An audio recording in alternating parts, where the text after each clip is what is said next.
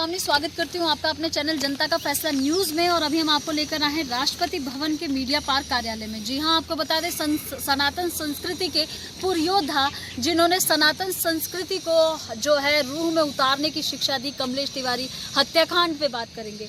जी हाँ, आपको बता दें कमलेश तिवारी हत्याकांड वो हत्याकांड है जिसने पूरे देश को झकझोर कर रख दिया, जो कि हिंदुत्व की बात करने वाले हर एक प्राणी के दिल पर एक आघात सा पहुंचा था। हमारे साथ प्रवीण अरोड़ा जी मौजूद हैं। जी हाँ, आपको बता दें कमलेश तिवारी हत्याकांड के संदर्भ में भी इन्होंने ज्ञापन यहाँ पर सौंपा है। सर, सर्वप्रथम मैं आपका स्वागत करती हूँ अपने चैनल जनता का फैसला न्यूज़ में। कमलेश तिवारी हत्याकांड को आप किस रूप में देखते हैं? हिंदू संस्कृति के प्रति एक षड्यंत्र जो हमारे समक्ष आया, राष्ट्र के लिए विडंबना की बात है। भारत राष्ट्र, हिंदू राष्ट्र जो घोषित होना चाहिए,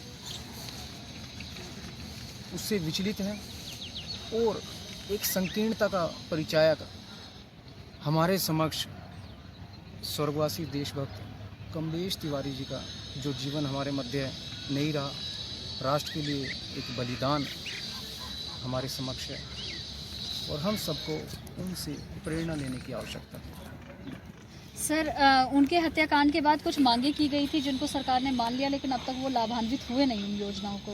इसके रूप में आप क्या कार्य कर रहे हैं? जी हाँ, उसके संदर्भ में हमने भारत के महामहिम राष्ट्रपति जी को आज ज्ञापन दिया है।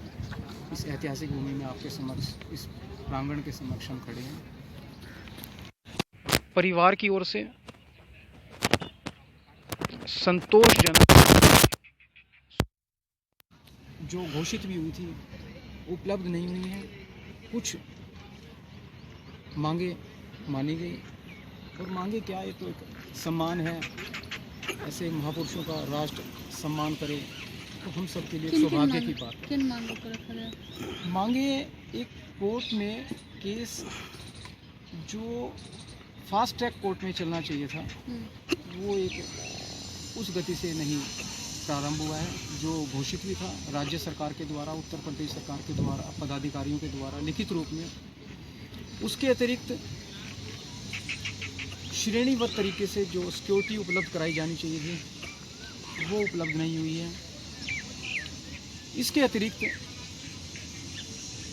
कमलेश तिवारी जी के ज्येष्ठ पुत्र सत्यम तिवारी जी को सरकारी नौकरी के लिए कहा गया था, वो भी अभी तक उपलब्ध नहीं हो पाई है।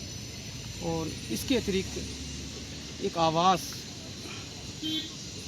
जो उनको दिया गया, लेकिन परिवार के द्वारा उनकी धर्मपत्नी किरण तिवारी जी के द्वारा यह बात रखी गई कि वो वातानुकूल नहीं है और उसको एक प्लॉट पर मकान बनाकर दिया जाए जो उनके रहने अनुसार एक यथा योग्य हो। तो वो अधूरी मांगे हैं जो पूर्ण नहीं हुई हैं और जो सुविधाएं दी भी गई वो पूर्ण रूप से परिवार संतुष्ट नहीं है। मेरा आवेदन, निवेदन, अनुरोध राष्ट्र की सरकारों से, विशेषकर राज्य सरकार से, कि ऐसी उत्तर प्रदेश की पवित्र भूमि पर हिंदू संस्कृति के प्रणेताओं में कमलेश तिवारी जी, उनका सम्मान जल्द से जल्द और नितांत होना चाहिए। अगर अभी आपकी बातों को सरकार जो है संजीदगी से नहीं लेती तो आगामी योजनाएं क्या हैं? सरकारें हमारी हैं, हम में से ही सरकारों में जनप्रतिनिधि हैं, ज़रूर सुनेंगे। ये जनता की आवाज़ है, हमारी आवाज़ है, ज़रूर सुनेंगे और आगामी दिनों में यह आप सबके समक्ष भी होगा, ऐसा मेरा आश्वासन है सरकारों के प्रति। मुझे आशा ही नहीं अपितु पूर्ण विश्वास है कि जल्द ही जो है आदरणीय कमलेश तिवारी जी की पुनीत आत्मा को शांति मिलेगी, जब उनका परिवार अच्छी तरीके से संपन्न होगा। सरकार द्वारा दी गई कई चीज़ों का लाभान्वित वो हो नहीं पाए, ये जो है बहुत ही अत्यधिक चिंता का विषय है। इसको जल्द से जल्द सरकार को पूरा करना चाहिए। ऐसी अपनी मांगों के साथ मैं यहाँ पर पूरी टीम के साथ प्रवीण अरोड़ा जी यहाँ पर मौजूद है। Exclusive report by Kamini Jha.